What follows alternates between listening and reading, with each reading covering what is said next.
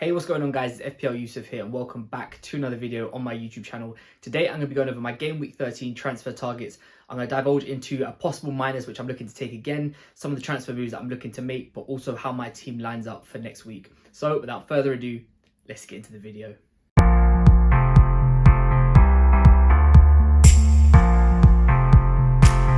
Okay, welcome back guys. Thank you so much for being here with me today for another video on my YouTube channel. Before we get into this one, if you wouldn't mind dropping a thumbs up and subscribing down below, it would be greatly appreciated.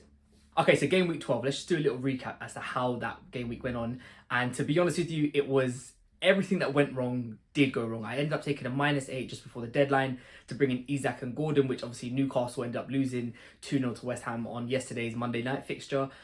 Captaincy with Erling Haaland, blank. The rest of the team just 1s and 2s. It was literally down to Matthias Cunha and his 16 points, which got me anywhere near a respectable score.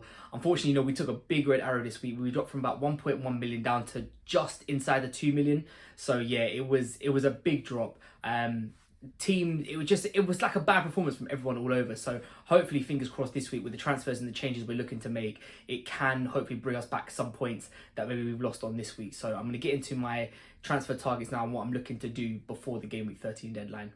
Okay, so for me this week is going to be a very simple one. I'm not looking to make a lot of transfers.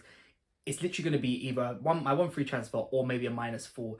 The big decision I have to make this week is, do I bring in Mo Salah this week or do we wait for next week? So Erling Haaland is 100% gone. I'm going to make the change as part of my one free transfer to bring in João Pedro ahead of his game against Southampton, which is one that I'm really looking forward to actually. And hopefully, it might bring some good returns. They've got, the only thing with that is that they play on the Friday night, so they're the first fixture up. Now, I haven't really got too many captaincy choices outside of João Pedro this week, so it was kind of like, do I go for the captaincy on him? But I don't really like captaining in the first fixture of the week, just in case something goes wrong and the team doesn't do well. There's always a chance that your captaincy could save you. But that transfer will 100% be done this week. Haaland will be leaving my team and João Pedro will be coming in. The second transfer that I'm looking to make is a potential -4. Now, Brennan Johnson was benched against Man City in the game, which obviously Spurs won 4-0. So he didn't start. Spurs got the win, got a convincing win as well. So I'm not sure now whether that affects his starting place or not. Kulusevski was very good out on that right-hand side. Maddison played really well in the centre. So it's just something that I'm thinking about, possibly. Obviously, Semenyo suspended this week for my team, so I'm going to have to start Brennan Johnson. Now, the reason why I've been thinking about the -4 is because obviously when Haaland goes, I will have that money to move Johnson up to Salah.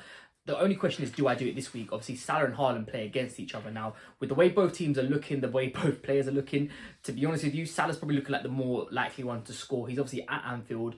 Man City defensively have been woeful. Gvardiol was having a real tough time of it down that right-hand side against Kulusevski on the weekend. So I think I'm probably going to end up doing it. I'd say like the first free transfer is definite, 100%. This one, I'd probably say I'm about 70% likely that I'll make a -4 and bring Salah in. Now, I don't want to keep taking minuses. Obviously, it was a -8 last week. It could be a -4 this week. So when I do make these transfers and Mo Salah comes in, it will just be a one free transfer or roll for the next sort of 4 or 5 weeks. I don't want to take any more minuses. I don't think it's worth it. And yeah, this is just the big decision that I have to make this weekend is, do I take the -4 and go for Mo Salah? Again, like I said, there wasn't really too many captaincy options for this week outside of João Pedro kind of being the main one. Maybe there's an option to look at Cunha against Bournemouth. But I just think maybe Mo Salah might actually be the favourite choice, even though despite the fact he's playing against Man City, it is at Anfield. He's in good goal scoring form and Liverpool are in good form as well. But not to mention that Man City are also defending really badly. So yeah, I think it's something to think about. Like I said, one free transfer definitely confirmed. It's Haaland will be leaving and João Pedro will be coming in. And the second one is a potential -4 for Johnson leaving and Mo Salah coming in too. So if we did make those transfers and I did take the -4, this is how the team would line up. 3 back, of course. Konate is, let's start with him first. David Raya is my certificate keeper, so we don't really need to go over him too much. Konate, I will be starting him on my defence. Now, obviously, it's the same as Mo Salah says, very tricky fixture. Man City, they are at Anfield, but it's still Man City at the end of the day. So it's either between him or Pau Torres. Obviously, I have Semenyo suspended on the bench. Michael Keane's not playing at the moment for Everton. So that last defender spot, alongside Aït-Nouri and Mazraoui, is either going to be Konate at home versus Man City or Chelsea away for Aston Villa. And I do actually think that Liverpool, they're the better defence. Aston Villa have not defended well at all this season. They genuinely can't keep a clean sheet. So I think I'll just try my luck and just put Konate in there and just what will be, will be. Then we move on to the midfield, Bryan Mbeumo, another one who's got an outside chance at captaincy this week, playing against Leicester at home. My only concern about him is that, one, he's playing quite wide at the moment.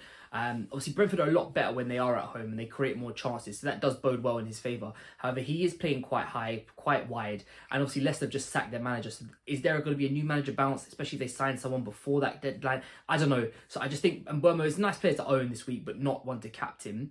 A player who I definitely will be looking at captain is obviously one of my transfers this week in Mo Salah. Man City is, we've already spoken about this, but it's not going to be an easy game, no matter how bad their form is, no matter how good Liverpool's form is. But there is definitely cracks in that defence, and they aren't, without Rodri sitting in front of them, they really do look a shadow of their former self. So yeah, Mo Salah for me definitely is an outside captaincy choice this week. I guess the other big captaincy choice this week will probably be, for a lot of people, will be Cole Palmer. He's got Aston Villa. Again, Palmer, maybe a little bit unlucky last week. Obviously had a shot, Madueke blocked it on the line.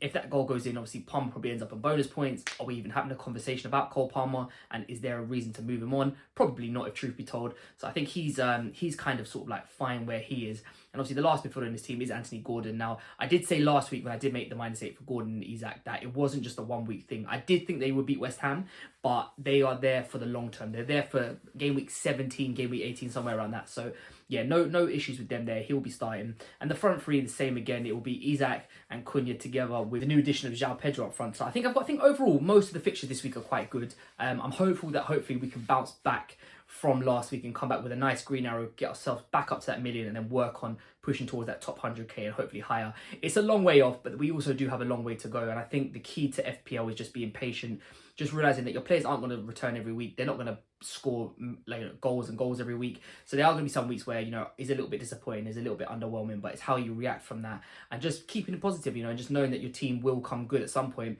If you pick good players who are playing for good teams, they will return points in the end. Hey, thank you guys so much for watching this video. If you have enjoyed it, please don't forget to drop a thumbs up and subscribe down below. I will be back tomorrow with an FPL challenge video, and then we'll be back on Friday with a final team selection video ahead of what is going to be a very busy week next week. So there's going to be a lot of content coming from me over the next week. Obviously, we play 3 game weeks across one actual in real life week. So yeah, a lot of videos to be made, a lot of content. But yeah, like I said, if you guys have enjoyed it, don't forget to drop a thumbs up and subscribe down below, and I'll catch you next time.